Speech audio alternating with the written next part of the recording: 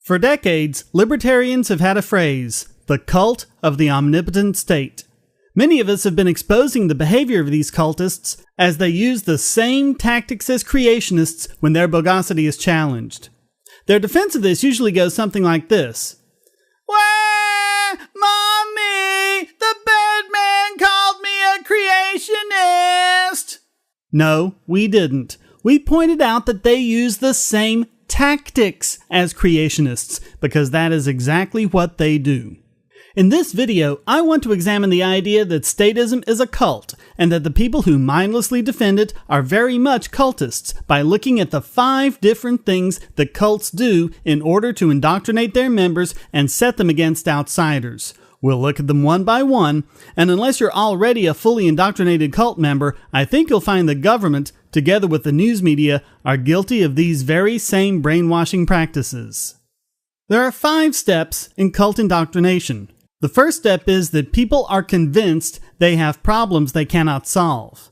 Just think of how many problems we're faced with. Unemployment, terrorism, global warming, crime, healthcare that's too expensive, oil and energy crises, inflation, on and on and on.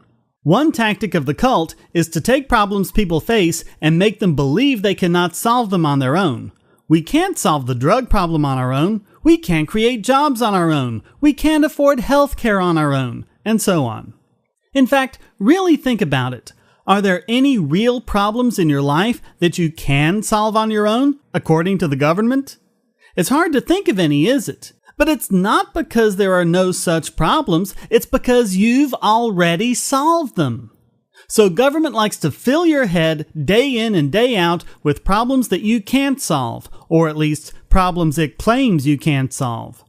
And then it jumps right into step 2. Problems are reduced to one simple explanation repeatedly emphasized. The cult and government both make sure to give a simplistic explanation for these problems, usually placing the blame somewhere other than the government. You can't get a job because of greedy capitalists. Our expensive healthcare is a failure of the free market. We're under a threat of terrorism because Muslims hate us for our freedom and want to kill us. When I was growing up, they said the same thing about communists. Crime happens because of those horrible drugs that we need police to get off our streets. Every problem has a simplistic explanation and a nice boogeyman to point to. Of course, most of our problems are much more complex than that, and many, perhaps even most of them, are caused by the very government who tries to ride in on a white steed and save us. Unemployment, for the most part, has to do with government's fiscal and monetary and regulatory policies, not greedy capitalists. Wouldn't greedy capitalists want to hire you so that you can help them make products for people to buy, thereby making a bigger profit? Healthcare, as I've shown in other videos, was made expensive by government interference and in no way resembles a free market. Same with the banking industry. It wasn't lack of regulations that caused the financial crisis because they were laden down with hundreds, if not thousands, of new regulations every month. Just a tiny amount of research, or even just a few moments of considered thought, is enough to completely dismantle many of these claims. If crime happens because of drugs, then why not because of alcohol or tobacco? And why did it happen with alcohol in the 1920s? Because the crime is a result of government prohibition, not the drugs themselves. Terrorism, as I've explained before, operates in a complex web of cause and effect, tied in with our interventionist foreign policy, which creates hatred and a desire for vengeance. In fact, both with cults and with government, it's so easy to expose these problems, they have to rely on the next method of cult indoctrination: entrapment. This is where information is controlled to the point that the cult's version of events is reinforced, and any opposing voices, if allowed at all, are kept at bay by being belittled and marginalized, drowned out by the version given repeatedly to the masses. I think we all know this happens with government and the all-too-complicit news media. Any view that isn't mainstream, in other words, isn't what they themselves espouse, is fringe or even kooky. Those who state such viewpoints are belittled, and everything is put into place to poison the well against them and their ideas. If you want a constitutional government with a federalist structure, you're a neo-Confederate. If you want free markets, you're a shill for the rich. If you want a sane monetary policy, you're marginal. and that's really nothing more than an appeal to popularity. If you want drugs to be legalized, then obviously you're a junkie who wants kids to buy crack in vending machines. If you want to have our civil liberties respected at airports and everywhere else, or if you want a sane and rational foreign policy, you're an anti-American who wants the terrorists to win. If you want to ease regulation so small businesses can flourish, then obviously you hate the poor and want the rich to have everything. There is not a single bit of it that actually comprises an intellectual, factual, rational response to the argument. Strawman arguments and character assassination are employed regularly to convince people that only a truly horrible person would even consider those alternative viewpoints. It's very effective. In fact, the only problem with it is that all this negativity leaves a vacuum that needs to be filled, which is where the next tool of cult indoctrination comes in. A charismatic, courageous leader pretends to care about them. Whether it's Barack Obama or George W. Bush or, well, pretty much every president ever, he has come into power not because people are intellectually convinced that his proposals are sound, but because he won the popularity contest by getting people to like him. More than that, they convince people that they truly care. Barack Obama cares so much about minorities or the inequality of women or of homosexuals. Recently, he's reversed his long-standing opposition to gay marriage to say that, yes, gays should be allowed to marry. He doesn't do anything about it, of course, doesn't even propose anything. And yet, his followers go all gaga, saying how brave and courageous he is to finally, after almost 4 years, tell people what they want to hear. Because he cares, you know. Of course, they've thought he cared all along when he was against gay marriage, but that doesn't stop them. Many unthinking people are even claiming that this was his real position all along. He was just in such a difficult position he couldn't actually say so. So where was his courage then? And what about all the people who were speaking out in favor of it, some of whom have been doing it for decades? Likewise, George W. Bush was seen as a man of courage. He was courageous going into Iraq, even though that's what he had been looking for an excuse to do ever since he entered office. The evidence showed that the claim of Iraq having ties to terrorism and having weapons of mass destruction were nothing but a pack of lies, and this evidence existed even before Bush engaged in hostilities against Iraq. Still, it got no play in the news media, even as the Iraq War raged on. Video of Bush ducking a shoe that was thrown at him got much better coverage.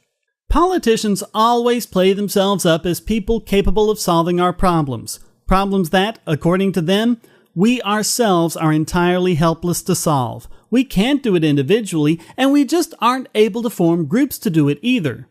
Yet government, which is nothing more than a group of people, is able to solve all sorts of problems, from economic problems like poverty and unemployment, to how to raise our kids, to how we should travel around the country.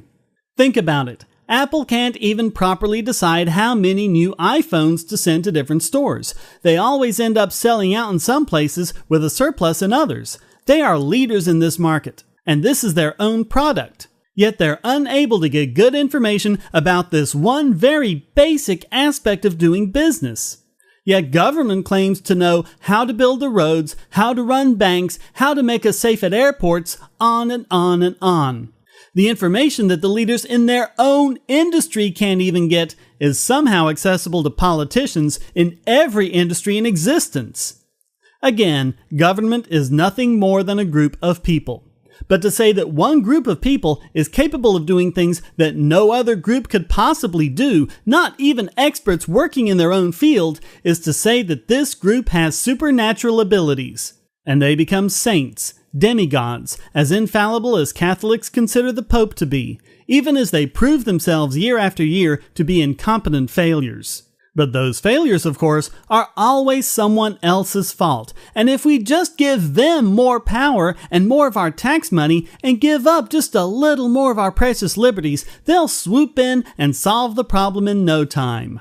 The definition of omniscient is having total knowledge, which is what government must have to do all of this. The definition of omnipotent is all-powerful, which government needs to be able to achieve all of this. And in order to care about us to the extent of wanting to help every single American, they have to be beneficent. Beneficent, omnipotent, and omniscient. Remind you of anyone? Number 5. Identity is based on the group. This is probably the best tool both the cult and the government have of getting us to go along with them.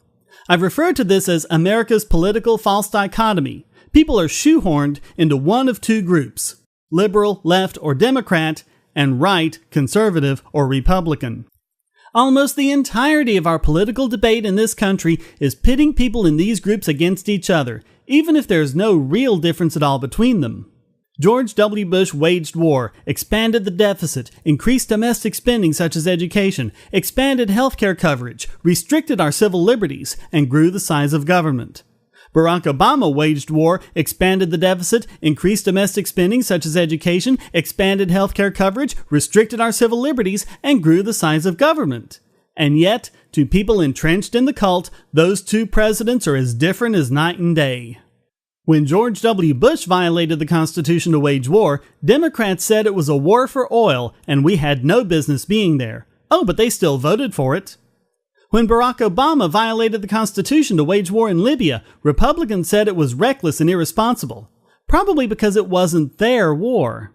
According to Democrats, George W. Bush ruined healthcare by denying government coverage, even though he didn't do one thing to reduce government coverage and even expanded it by giving pharmaceutical benefits to Medicare and Medicaid patients. According to Republicans, Obamacare is a disaster, incredibly expensive, and a hideous assault on our liberties, even though everything it did was supported and advocated by the Republicans in the 1990s.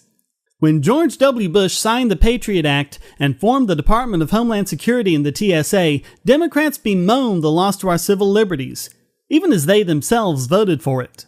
Then, with not only a Democratic president, but Democratic majorities in the House and Senate, these were expanded to be able to do more warrantless wiretapping and even grope our junk at airports. The U.S. government has even given itself the power to detain U.S. citizens indefinitely, which was passed by a Republican House and a Democratic Senate and signed by Barack Obama, who had previously promised to veto it.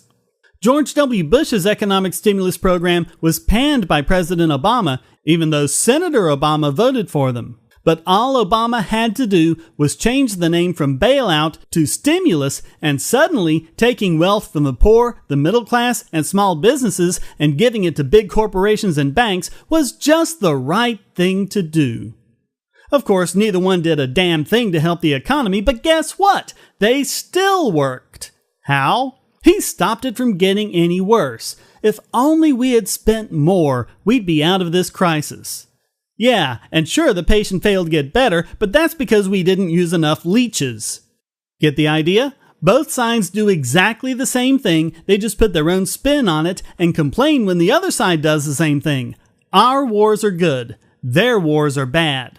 When we take your money to give to banks and corporations, it's good, but when they do it, it's bad. When we infringe on your civil liberties, it's necessary and we have a damn good reason. When they do it, it's because they're evil.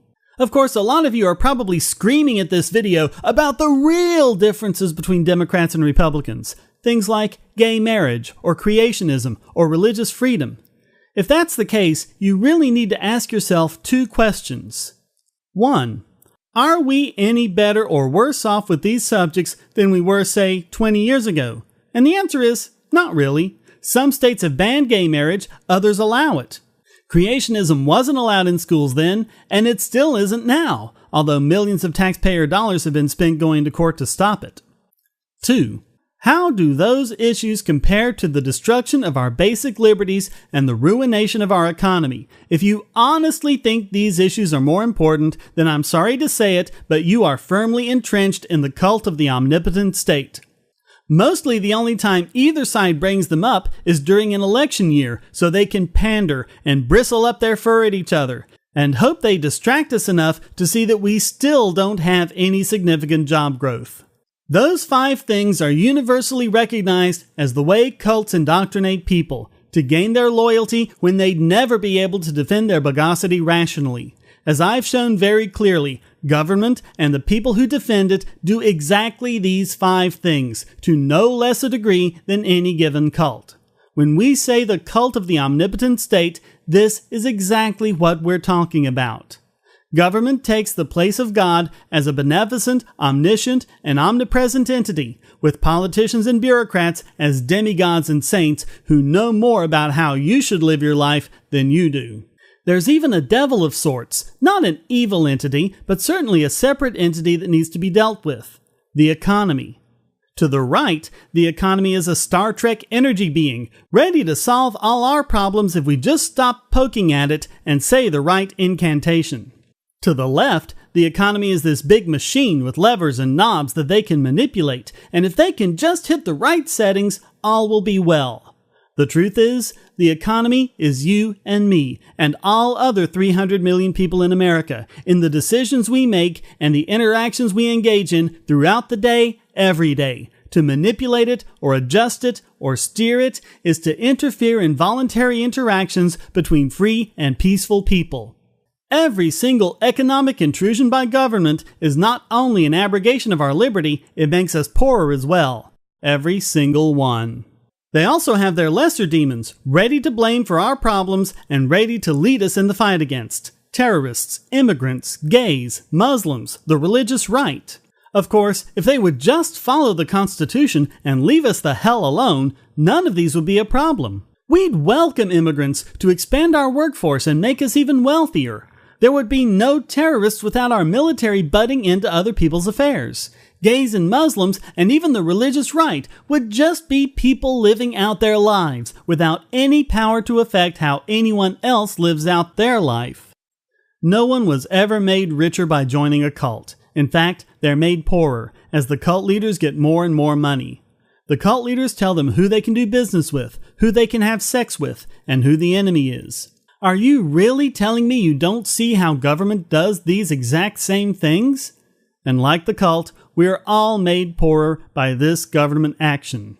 The truth is, without government meddling, we wouldn't even have most of these problems, and the ones we did, we could solve on our own. The only drug problem we have that isn't a result of the war on drugs is addiction, but we can absolutely manage that on our own. Nicotine is the most addictive drug we know of, a statistical tie with heroin, and yet 50% of addicts quit within 10 years. We can do a lot better by letting these people help themselves than by throwing them in jail or even mandating a treatment program. The only education problem we would have without government meddling is, what's the best way to educate children in a 21st century society? And we can do that a lot better with schools competing against each other, innovating and developing new teaching techniques, instead of mandating an outdated 19th century model on today's kids, boring them out of their natural desire to learn. And imagine what we could do on our own with trillions of dollars a year back in our pockets. That would be more than enough to buy a job for everyone who can work and charity for everyone who cannot. People in this country are good, kind, caring, and generous. We can and will take care of each other, as long as government stops robbing us of the means to do so. But the cult is dehumanizing. They want you to believe that people are selfish, evil, and malevolent. So of course we need to take some of these selfish, evil, and malevolent people and give them power over our lives. This makes sense. How? The cult of the omnipotent state has caused far too much harm, and we just can't afford it anymore. It's time to deprogram ourselves and each other, and to stop being drawn in every time we hear its siren song. It's time we all became apostates, and called as much attention as possible to the cult and its ramifications. If enough of us start doing this, maybe the next generation will grow up to be the freest, most prosperous one ever.